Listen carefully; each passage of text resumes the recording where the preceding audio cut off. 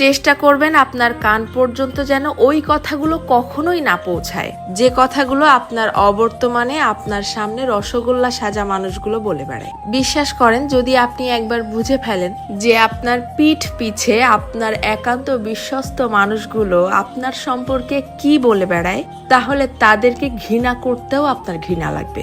যদি আপনি বুঝে ফেলেন আপনার কান পর্যন্ত কোনো কায়দায় যদি কথাগুলো চলেও আসে, তখন আপনি এমনিতেই নিঃশব্দে মেনে নিতে বাধ্য হবেন যে আপনার আশেপাশে আসলে আপনার বিশ্বাসযোগ্য কেউ নেই। যখন কেউ আপনার প্রশংসা করবে, সেটা তারা কোনো রকম রিয়াকশন ছাড়াই চুপচাপ শুনবে।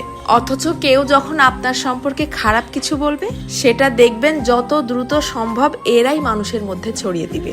আপনি যতই ভালো হন, যতই তাদের হেল্প করেন, যতই তাদের সাথে ভালো মনে মিশতে চাওয়ার চেষ্টা করেন, কোনো লাভ নেই। কারণ এরা আপনাকে হিংসা করতেই বেশি পছন্দ করে। আপনার সামনে দেখাবে যে আপনাকে ভালোবাসে, অথচ আপনার পিঠ পিছে আপনাকে প্রচন্ড লেভেলের হিংসা করে। দীর্ঘদিন ধরে সবকিছু জেনেও চুপচাপ সহ্য করতে করতে যখন আপনি তাদের মতের অমিল হয় এইরকম সামান্য দুই একটা কথা বলে বসবেন, তখনই বুঝতে পারবেন তাদের আসল রূপ। তাদেরকে এতদিন ধরে দেখানো আপনার সমস্ত সম্মান, ভালোবাসা, হেল্প, স্যাক্রিফাইস বিশাল আকারে ঢাকঢোল পিটিয়ে আপনার মুখের উপরে ছুঁড়ে মারবে, যেন এগুলো তাদের কাছে কিছুই ছিল না। আমার কথাগুলো বিশ্বাস হচ্ছে না? আপনি আপনার জীবনে এই ব্যাপারটা একবার অ্যাপ্লাই করে দেখতে পারেন।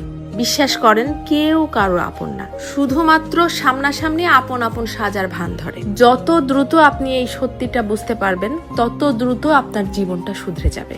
কারণ কেবলমাত্র তখনই আপনি সেই আপন সাজা মানুষগুলোর সামনে নিজেকে প্রেজেন্ট করা বন্ধ করে দিবেন। কারো কাছ থেকে কোনো এক্সপেকটেশনও রাখবেন না। জীবনটা হয়ে যাবে শান্তির। তবে মন খারাপের কিছু নেই। এদের জন্যও সৃষ্টিকর্তা বড় কিছু আয়োজন করে রেখেছেন, যারা অন্যের সফলতা, অন্যের জীবনযাপন দেখে হা হুতাশ করে,